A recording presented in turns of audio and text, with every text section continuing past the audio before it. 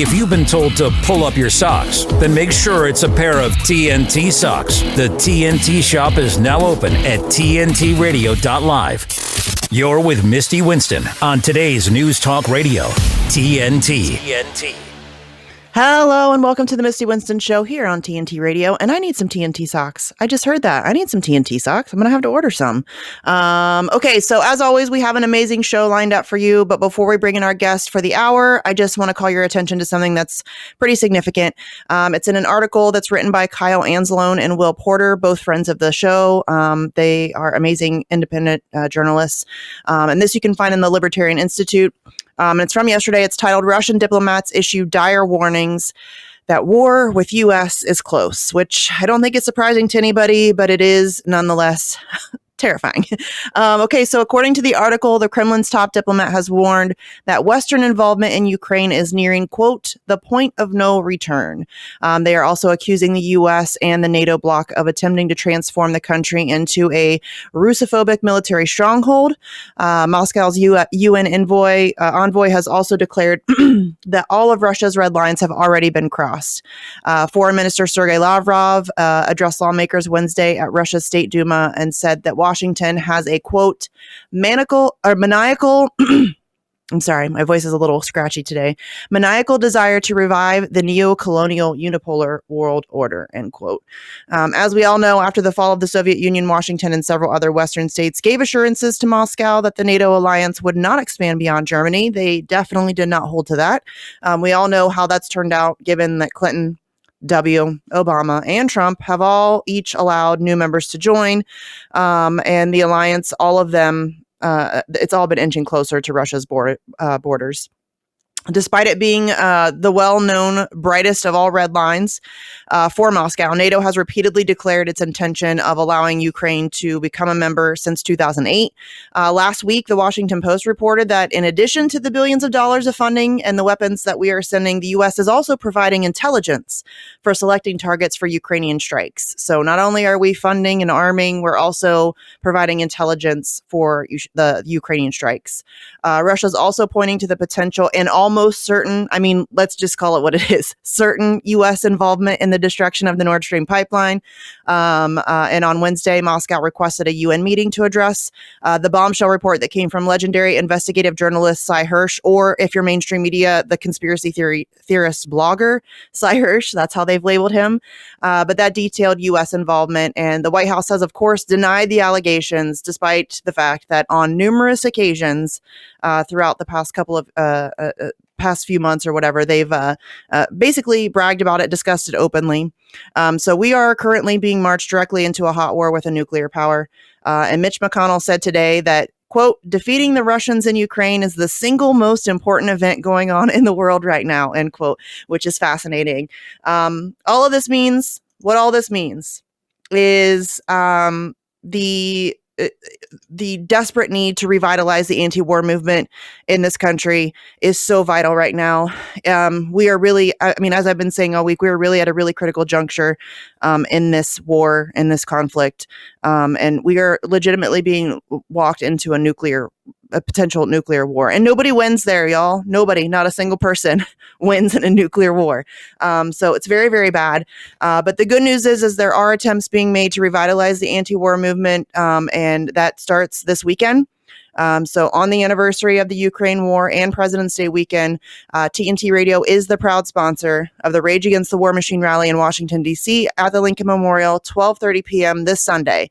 So that is Sunday, February 19th. It starts at the Lincoln Memorial at 12:30 p.m. Lots of speakers. It's going to be a great day. The Rage Against the War Machine rally features veterans, speakers, rock musicians, comedians, and more. After the rally, there's going to be a march to the White House to deliver the demands to warmonger-in-chief Joe Biden. The demands are very simple. There are 10 of them, and they are as such. Not one more penny for the war in Ukraine. Negotiate peace. Stop war inflation. Disband NATO. Global nuclear de-escalation. Slash the Pentagon budget, abolish the CIA and military-industrial deep state, abolish war and empire, restore civil liberties, and free Julian Assange. So if you want more information on this rally, you can visit tntradio.live, and you can also visit rageagainstwar.com, or you can just keep listening to TNT Radio. At the risk of being canceled, it's a battle for free speech against the left. Today's News Talk Radio, TNT. All right. Joining us for the hour here on the Misty Winston Show on TNT Radio is my good friend, Uncle Warren. He was a regular guest on my show before I took a little hiatus, and is one of my favorite people to talk to. We always have a good time. He always makes me laugh. So I'm very excited to have him back. He's the host of the show Extra Bola, which you can find on YouTube, Rockfin, Rumble, and Odyssey. And you can also follow him over on the tweeters at W Dearman. That's Dearman. WDearman. Hey, Warren, how's it going? Thanks for being here. Hey, I'm glad to be back. You know, I didn't think I was ever gonna continue that quest for that free sandwich. You know, this is punch number 6. Number 6. We're over the hump. We are over the hump. So stretch. for people who don't know, since you're bringing up some like very obscure reference from my previous show, Warren was a regular guest on my previous show, and we used to joke that he had one of those little punch cards where he was trying to get a free sandwich, and if he got 10 visits on my show, he would get a free sandwich. So this is punch number 6, Warren. We're almost there. I know, right? And it's not going to be a simple sandwich either. Since you made me wait because of your little hiatus. I'm using air quotes. You can't speak in this radio.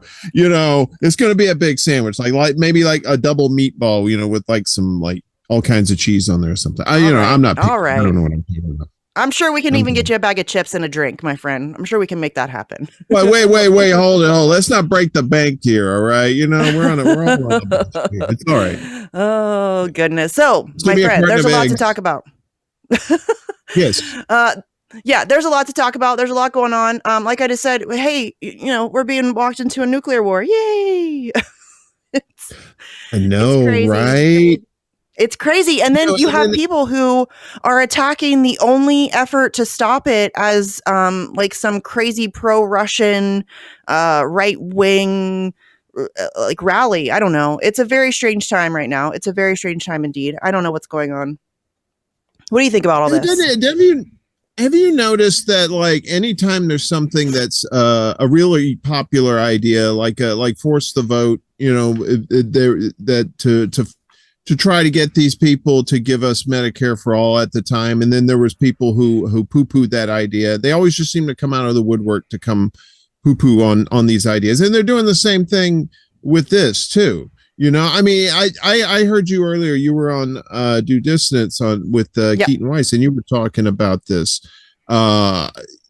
You know, it's like, okay, if you have legitimate gripes or concerns about this march, or I mean this rally, I mean, yeah, everybody does, right? I mean, you get this many people together, of course you're going to ask questions. We're very suspicious these days about things. I mean, as much as we've been lied to by a lot of people everyone who claim to be authority and in the media, yeah, basically everyone, of course you're going to be skeptical about that. But at the same time, it's like, if you're just, you know, you're going after this thing just because of the people who are involved. I was talking to somebody just about this evening, and I said, look, if my house is burning down and I've got people around me that are willing to pick up buckets of water and help put out the fire, I don't care what they believe, right? I don't care what they're about. You know, this is an all hands on deck situation, right? And this is a great opportunity to get so many people from diverse backgrounds together, to all come together and just focus on you know, stopping these wars. And it just blows my mind to think that somebody would actually just like, you know, would be against it for such petty reasons, you know. I know, it's very frustrating. And honestly, I think that what you just said, that it's a really amazing opportunity to bring a ton of people together, regardless of their identities or their political ideologies or whatever.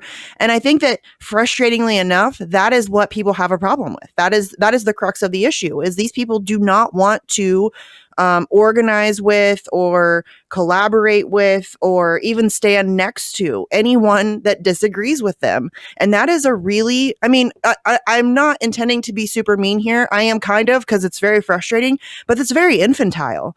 I mean, that's a very juvenile mindset to think that you're going to be able to, like I said earlier on Due Dissidence, which is a great show. Everybody should go check it out. Keaton's going to be on this show tomorrow night. So everybody tune in for that. But, you know, there's never going to be this perfect coalition that makes everybody happy. I've been organizing for a very long time, and there's never been a time where I have had an event where somebody didn't complain. There's always somebody that's going to complain. There's always going to be a speaker that somebody doesn't like, or there's going to be, you know, some decision that you make that somebody doesn't like. And that's just the reality of it. We are all very different. We're never going to be the same. And I think people just need to realize that if you want to stay inside your tiny little political bubble where everybody agrees with everything that you say, that's fine, but you're never going to get anything done. I mean, ever.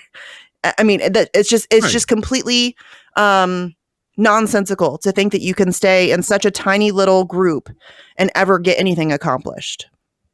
It's frustrating. Well, and I think too. Yeah, it is. And well, and it could be another missed opportunity too, if people are not, you know, getting on board with this. Like, for example, so you get these people together, you know, and you tell them, okay, look, we do have differences, but we all agree we're against war, and we have these list of demands. We're all on board for this. That's great. You know, and who knows, there may be other things that we agree on too, that we can also fight for. And because we stood together and fought for this, we kind of know the character of each other, at least in the sense that we know the character of someone who's willing to fight the good fight in this instance, right? Yeah. For anti-war. Yes. But there could be other things too, like maybe like Medicare for all or something equivalent, to where it's like, you know, something that helps the people. We got to start focusing on the people and stop worrying about these personalities that are trying to disrupt things, because that's what the powers that be want us to do. They want us to be infighting. Yes. They want us to be against one another, and they want these rallies to fail. And if this rally is a failure because of that, then they've won. They've done their job, and they'll keep doing it because it keeps working. You know? Well, and that's what's so frustrating, because it's not like this is an unknown tactic. Anybody who knows anything about politics or organizing or activism, this is like textbook 101 disruption, right? This is not anything new. The only thing that's new about it is the way that they're able to utilize social media. And I think that makes it a lot easier for them to infiltrate these movements and to try to, sow discord and cause, because I think what happens, and especially I've noticed it with this particular rally, is that they're able to, because most people don't read past a headline, or they don't read past like an initial tweet. So they won't check out. And once they read that one thing, then they won't actually go and do the work and read the information about the event or the people or whatever. And so I think that it's become this really effective tool that they can use against us. And it's unfortunate that we're falling for it time and time and time again. But yeah, it's, there's a list of 10 demands. I read them off at the top of the show. I don't disagree with a single one of them. Not a one. I think maybe, and after speaking with Daniel McAdams last night on the show, who was fantastic, I'm just so pleased that I got to talk to him. I'm really excited to meet him on Sunday. But the only one that I think maybe after speaking to him that I might not necessarily disagree with, I just think that potentially it should be reworked, is the negotiate peace thing. And that's just simply because we shouldn't have anything to do with this at all in any way anymore. We need to just step away. We shouldn't be negotiating anything. Yeah. We shouldn't be involved. You know what I mean? But I agree with all of them. Yeah. And the only reason why we're in the mix when it comes to Ukraine and Russia is because of this country's own self-interest, right? Yes. It's to feed the military industrial complex, who in turn make sure that the politicians are taken care of. It's just like this vicious cycle, and we have to break it. And when you it's like you said, like when you see, you don't read past the headlines, or if you see a certain name on the dais of who's going to be, a speaker, and then you just totally just shut it out because of that name. It's just you're doing yourself a disservice when you do that, and you're doing and your family and friends that you claim to care about, because we're 30 seconds away from doomsday on the nuclear clock. Where this is the closest we've ever come to being to having this threat become real, right? And we can't just sit back and just let these fools keep doing what they've been doing for years and years and years. We need to stop it now. And this is a great place to stand our ground and to say enough is enough for real, not some Bernie bull crap, but enough is enough for real. And we need to get serious. Yeah, we need to get serious. This is not a game. And like I keep telling people, the people of Yemen and Syria and Iran and Ukraine and Venezuela and Somalia, they do not care that Jimmy Dore has a house. They don't care that Jackson Hinkle is kind of a turd. They don't care that the Libertarian Party, disagrees with the left on whatever it is. And they don't care. The people of Yemen are in the middle of like a 8-year-long genocide. They do not care about your beef with some personality. And it's so frustrating to me that people are missing the bigger picture over these petty differences. And again, as I said on Due Dissidence earlier, I think that it is totally reasonable to ask questions. It's okay if you have disagreements. It's okay if you have constructive criticism. That is all well and good. But we need to focus on the bigger picture. And the bigger picture right now is we need to end these wars. We have an out-of-control military-industrial complex. It is long overdue that we fight back against it, and we need to start right now. We do not have the time to let this keep going on and on and on and on. So, I mean, everybody just needs to like buck up and let's just do the thing. Like, we can have our disagreements, that's fine, but we need to really fight back against this thing, and we need to do it now. Okay, we have to take a quick break, but hang tight, everybody. We're going to be right back with more from Uncle Warren right here on TNT Radio. What's your name? I'll let you in on a little secret. Oh, come on, guys. You must tell us. This is today's News Talk and the voice of freedom. Today's News Talk Radio, TNT.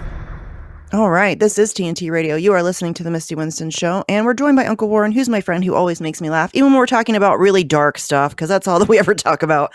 But we were just talking about the march toward nuclear war, and we're essentially in World War III now, as it is. It's not been declared, but I think it's pretty much, we're already there. And as we just heard in that, quick little segment, that little ad break, the situation in East Palestine is still a horrendous mess.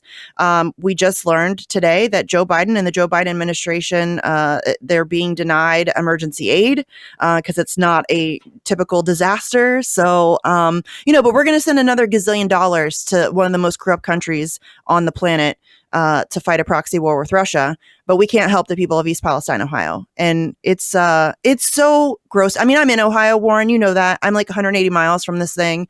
And the idea that we are leaving these people hang out to dry while we send a boatload of weapons and, mountains of cash to Ukraine is really disgusting to me. Yeah, I mean, it just seems like there's one catastrophe after another in this country. Meanwhile, we somehow don't have the money to take care of it, but we do have the money to send like 110 billion over to Ukraine, and they're already having accounting issues with that. They don't a lot of the money, they don't know where it's going. Wow, with the government involved, boy, that never happens, right?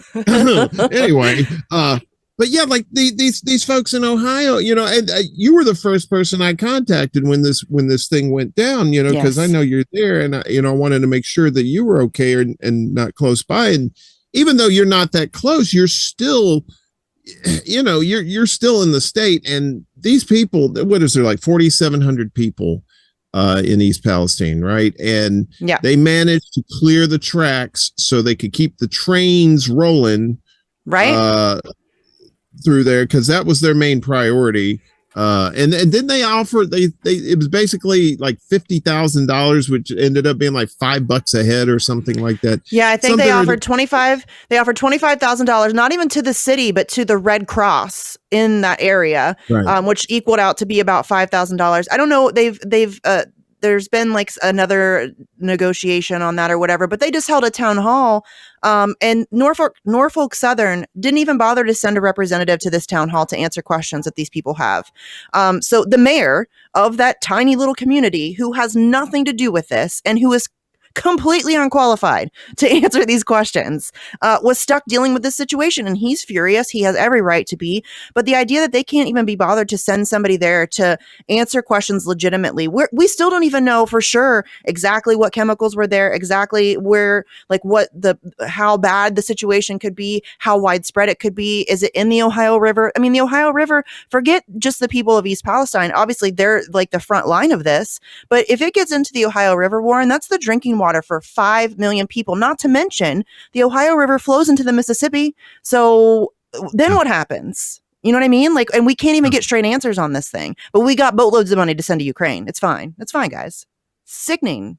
Yeah. And that's going straight to the Gulf too, and so that, of course, you're my friend and I care about you, but also if it goes down to the Gulf, I got people down there too.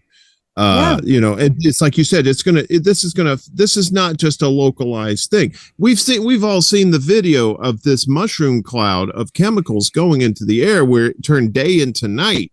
And it was just the most apocalyptic thing I'd ever seen. And there was a video today that I saw on Twitter. This young lady threw this big rock into a stream, right? Yes. So you saw the water looked fine.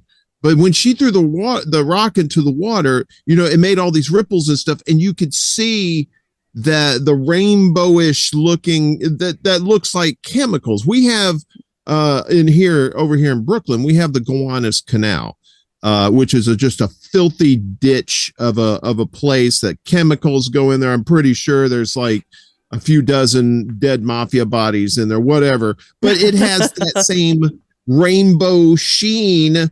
Yeah. On the water, and I saw that, and I was like, "Oh yeah, that's." And it wasn't just like little patches here and there. It was just like full on, like Mario Kart rainbow looking stuff, just crazy looking. And it's like they told these people, "Oh yeah, you could." The people, it's fine. I think Safe. the scientists, the ones associated with the railroad said it was okay to come back, but then they talked to some independent scientists and stuff too, and they said, "No, hell no, you shouldn't. No, don't come back here. There's people getting skin irritations and all kinds of stuff, and that's just short term. And God forbid what's going to happen long term. And as it flows out too from the state, it's going to affect other states too. And this is not an emergency situation. That's what Biden said. I mean, come on. Yeah. Well, and Pete Buttigieg, he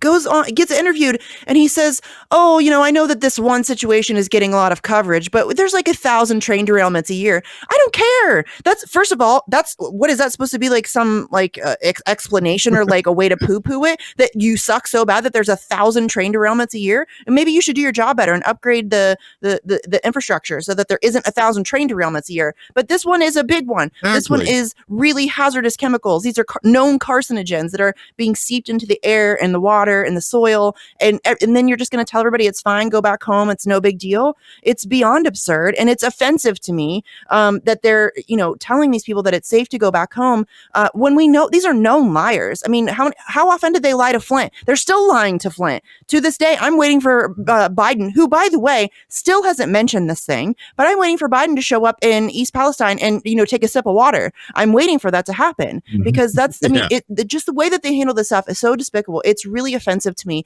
And I'm getting, I think because it's close, I'm getting more emotional about it because it's in my state and it's, it's like very close to home, but he's right. To his credit, he is right. This stuff happens all the time and it's unacceptable. And the idea that he was trying to pass that off as some flex, like, oh yeah, well, this isn't a big deal. This happens all the time. That's not good, dude. I don't know what you think you're doing there, but that's not good. Okay. So we need to take a quick break. We're going to check some headlines out right here on TNT Radio.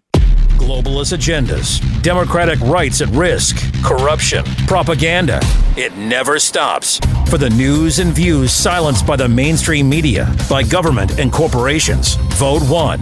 TNT Radio. Free speech always has a home here. Stay up to date with the latest live news and current affairs, delivered by our lineup of expert commentators and hosts. Listen to TNT Radio anywhere you go. Ask Alexa or Google to play TNT Radio, or download the TNT Radio app for free from the App Store or Google Play. Today's News Talk. This is TNT Radio. Yes, this is TNT Radio, and free speech does always have a voice here. That makes me very happy. I'm so grateful to have TNT. We need more platforms that allow these kinds of conversations. I mean, you have journalists being arrested for covering the situation in East Palestine. So having a place like TNT where we can have an open dialogue and have these conversations is great.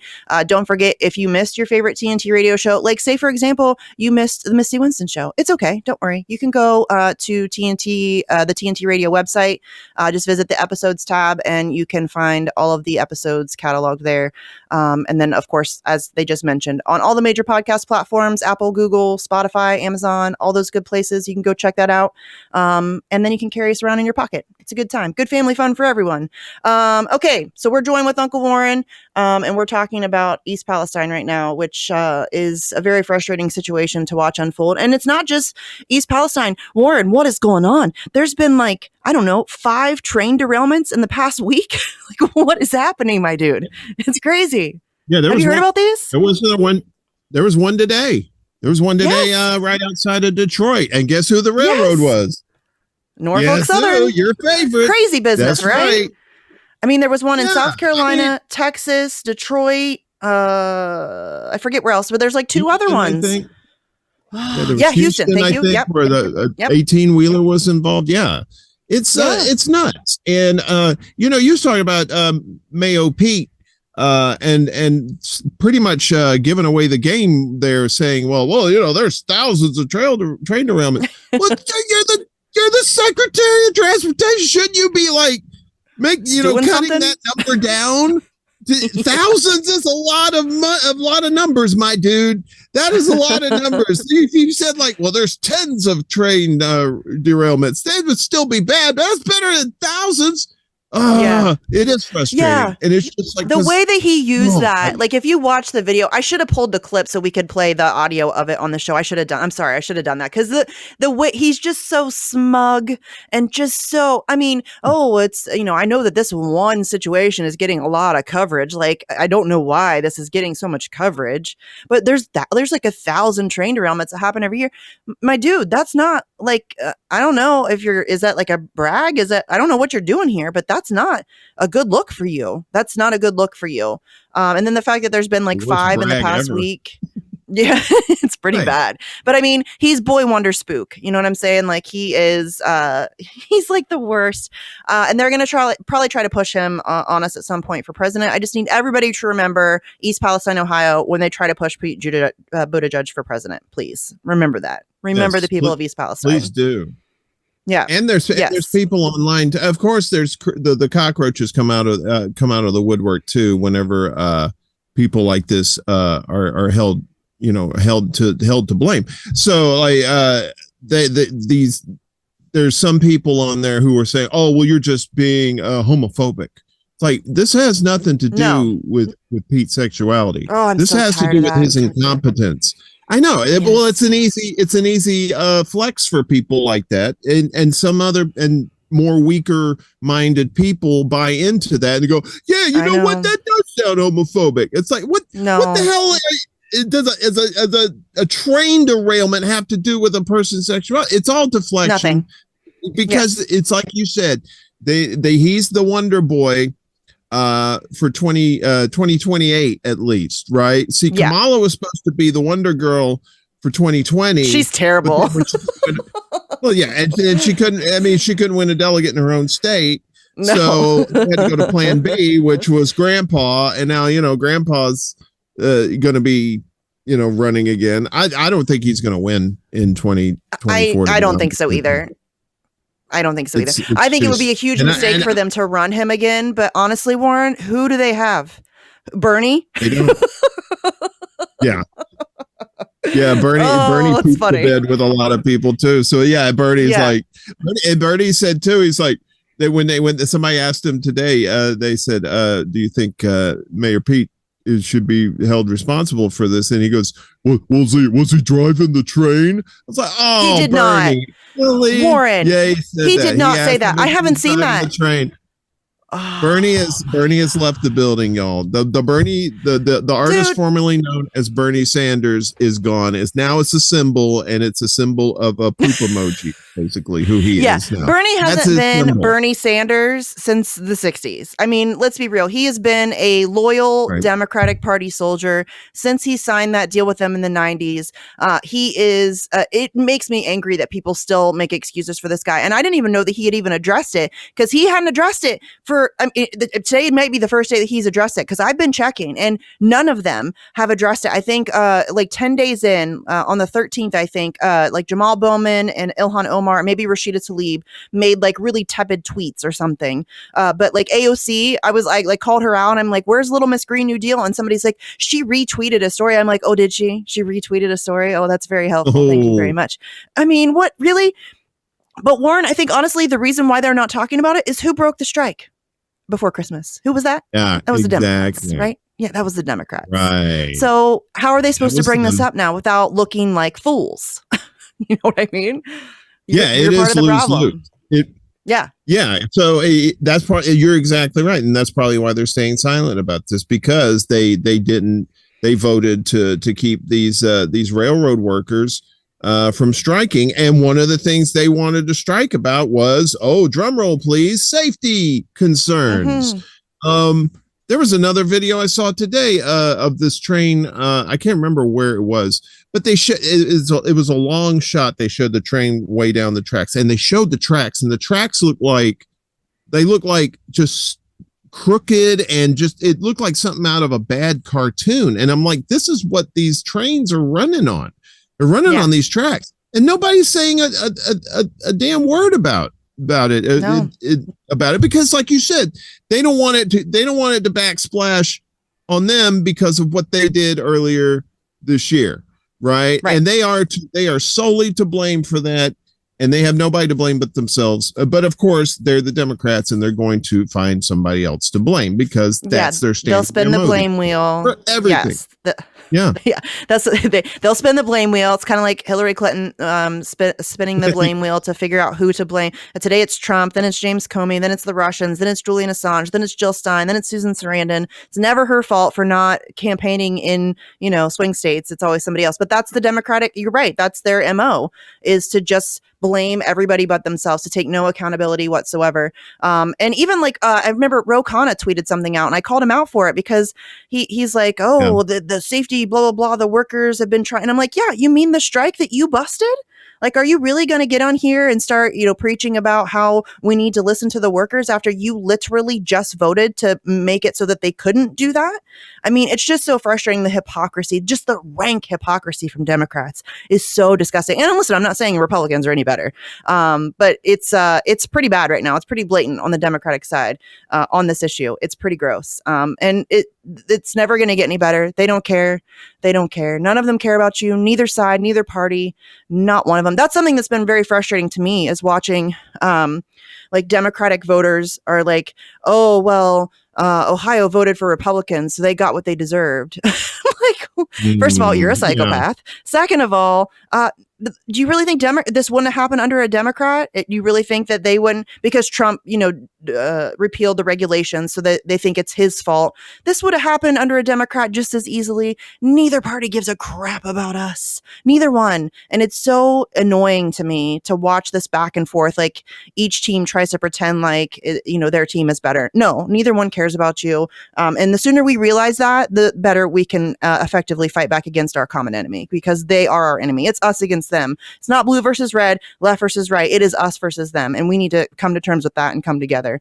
Okay, let's take another quick break, and we will be right back with Uncle Warren here on TNT Radio. TNT. Good for fans of justice and truth. Good for us. This is today's News Talk Radio. This is what we stand for. TNT. This is TNT Radio, and you're listening to The Misty Winston Show. I am joined by my friend Uncle Warren, who is hilarious and is working on getting his sandwich. So we got to get him 4 more, right? We're on 6. We got to get you 4 more visits on the show. Then you get a free sandwich. Okay, so I wanted to ask you, too, this is a bit off topic from what we've been talking about, but I know this is something that you've been dealing with. I've been dealing with. We mentioned it kind of briefly, and that is censorship. And it does kind of go with what we've been talking about, because we saw that a journalist was arrested in trying to cover East Palestine. Obviously, we know that the propaganda machine is working overtime on Ukraine. But the censorship, I think, is really starting to it's been bad for a long time, but I think it's really starting to get more targeted and it's starting to become more prevalent. And I'm trying. Obviously, we have TNT, which yay, thank you, TNT. But we are running out of platforms that don't censor. And like Cy Hirsch said, people made fun of him and called him some blogger because he's on Substack. But he said, "Hey, this is where people like me have to go because everywhere else censors us." Right. So what do you think about, like, what do we do? What do we do to combat the censorship? Because it's I think that's probably one of our biggest fights. Yeah, it is, and it seems like the more truth tellers that pop up, it seems like there's more ways for these platforms to censor people. I noticed today the lady who was, I guess she was the CEO of YouTube. Yeah. She's stepping down. I can't remember her name, but Susan whatever. What Joe? Not going to be there anymore. I can't say it. I can't pronounce it. I'm not going to try. I know, right? It's Susan. Not going to be working here anymore. That's her name. So anyway,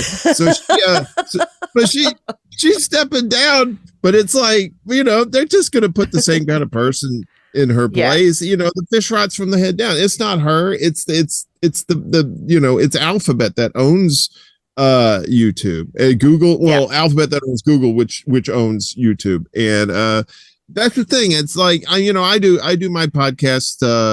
I try to be on as many platforms as I can. Although I don't really say too much controversial things these days. I platform people. I try to platform people who don't really get too much of a voice or are looking for another avenue to speak the truth, which is great. The one time I really did get censored, though, on YouTube was this was way back in 2020, and I had contracted COVID. And all I did was I got on my little show at the time where it was like maybe 20 people had subscribed. And I told the truth about what happened to me with it. And I got a community strike for going against the rule. But mine was just a mild. My censorship was tame compared to people losing their channels, multiple channels. Thank goodness for platforms like Rockfin and Rumble. They have their own issues, but at least they're not deplatforming people for telling the truth, or at least not yet. Anyway. So, that's all we can do is just try to find as many avenues as communication, try to, link up with as many people who want to get that same message out too. And that's the only way we're going to be doing it, because we can't obviously depend on the mainstream media. We can't depend on them at all. They're just propaganda straight up 100% right now, and a mouthpiece for the government. So it's that, if anybody out there who's still listening to mainstream media, please stop. It's not. I would be pretty safe. I would feel pretty safe in saying that nobody in TNT, maybe just to understand what the narratives are that are being fed. But I think TNT's audience is way beyond smart, and they're probably not watching a lot of mainstream media. I watch occasionally. I don't watch whole shows, but I'll watch segments of stuff just so I can. It's kind of like just understanding your enemy, knowing what they're.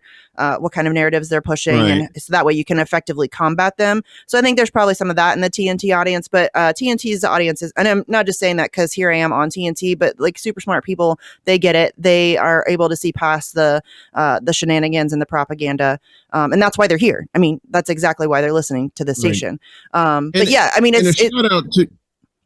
Well, I was going to say, and a shout out to Case Study QB, who's one of these guys who goes through and watches the mainstream media and provides us these clips to show people how they're not just the propaganda that they're spewing, but how they're propagandizing people. And people need to understand, they need to learn these techniques that are being used on them so that they can tell other people, hey, look, they're doing this thing and this thing and this thing, and this is how they're trying to purvey their message. So we definitely need more education in that respect on 100%. I'm so glad you brought that up, because Case Study QB does a great job. Also, Propaganda in Focus, which Dr. Piers Robinson, who's a friend of the show, fantastic individual. I love him. He has been studying propaganda for a very long time, and they have a group called Propaganda in Focus. I need to have him back on the show, but I'm on a weird time slot. I'm not sure how that would work out with his time zone, but I'll have to get in contact with him. But yes, we need people to we really need to expose people to the realities of propaganda, the tactics, how it's used, how it's manipulated, how it's weaponized against you,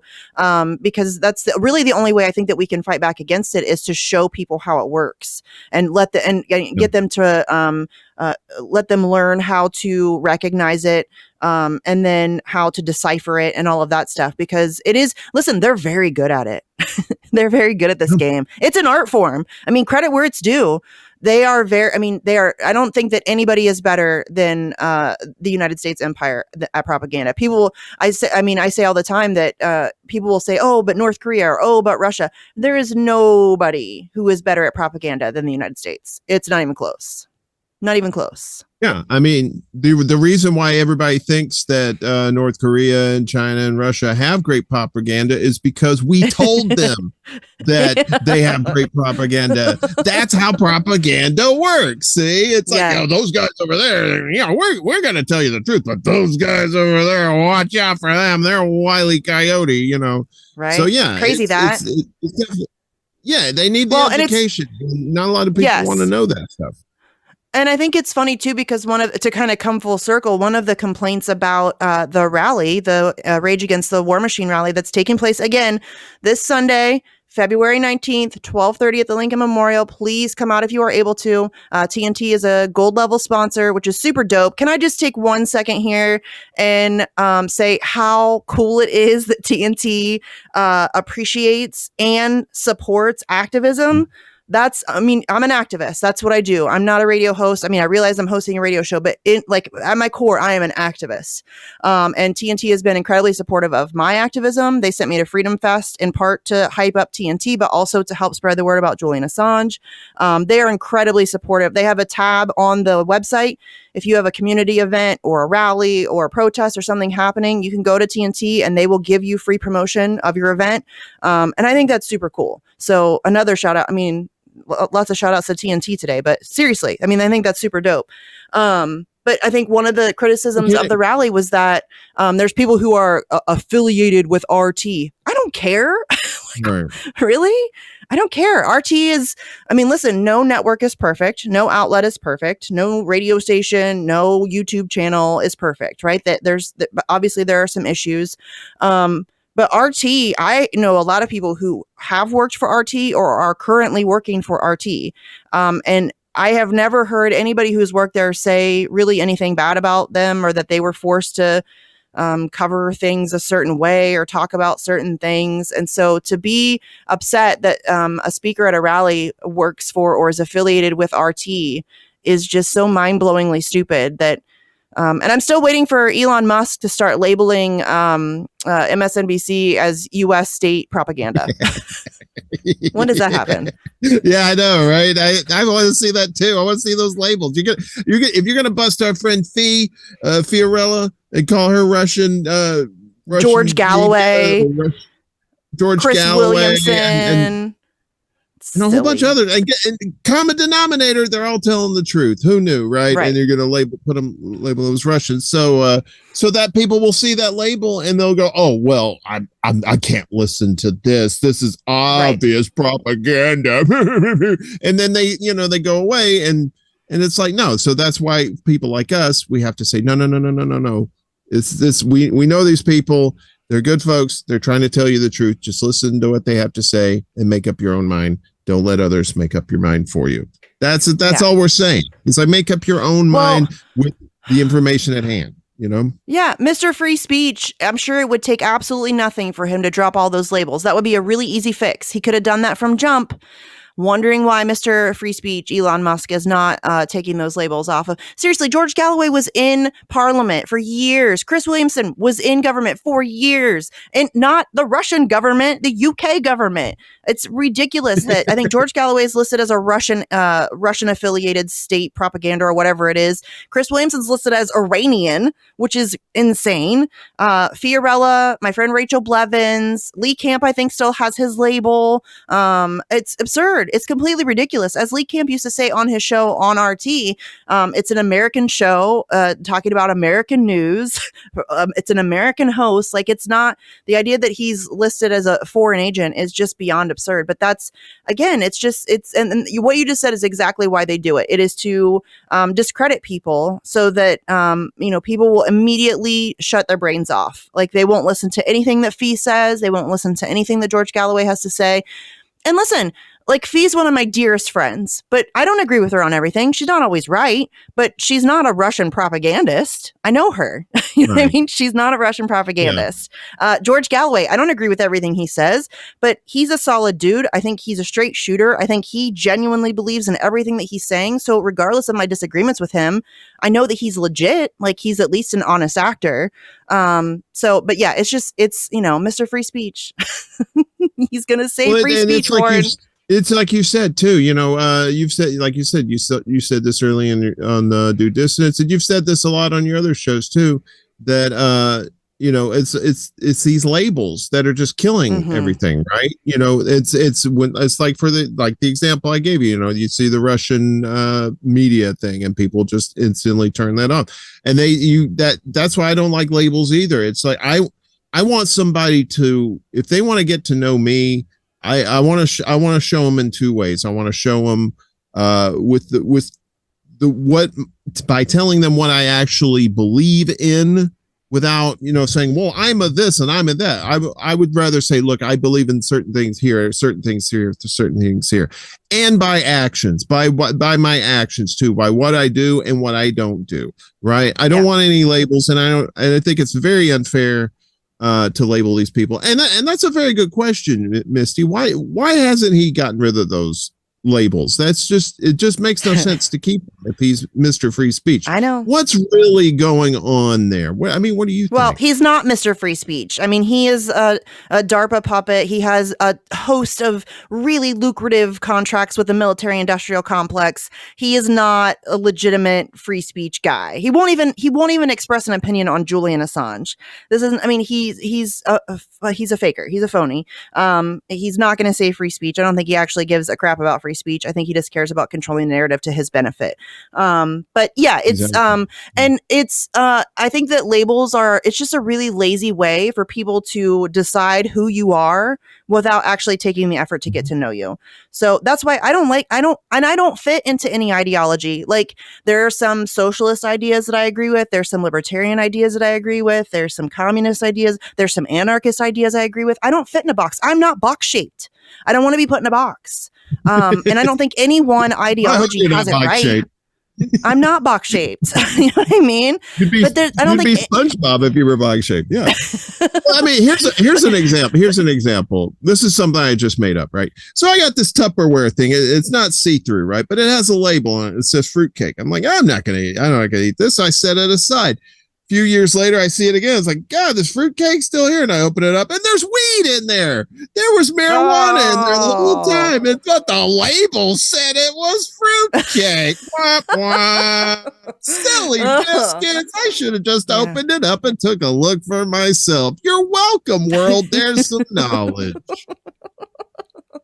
That's an amazing Maybe story. I can make a fruitcake and weed analogy. It's me. So anyway. But that's I'm so sorry. true, though. I mean, there. labels are very lazy, and no ideology has it 100% right. We're going to have to come together, work together, because listen, we're not a monolith. Like, humans are very diverse. We have divergent opinions. That's the beautiful thing about humanity. So we're going to have to figure out a way to work together and come to like the best of all worlds. And that's not going to be easy. That's going to be a really difficult job, but that's the reality of our situation. As Reef always says, labels are stupid, stay independent. Don't label yourself. It's not beneficial to anybody. And those labels are always just co-opted and then used to divide us. Don't let them divide us. Don't let them do it. That's how they maintain power and control. Okay, Warren, tell everybody where they can find you, where they can find your shows, all that good stuff, so they can come over and check you out. The easiest thing to do is hit up my link tree. It's linktree /extrabulla. That's EXTRABULLA. I have a Extra Bulla live on Monday nights. Have the secret show midnight Saturday Eastern, and got a brand new show called Mundus Ultra. I talk about paranormal and UFOs and all kinds of fun stuff like that for the kiddies. Cool. That's going to be on Sunday nights. Awesome. Thank you for coming on the show for your 6th visit. We'll get you that sandwich soon enough, and I'll be back tomorrow with another show. But hang tight. There's more coming up for you right after this here on TNT Radio.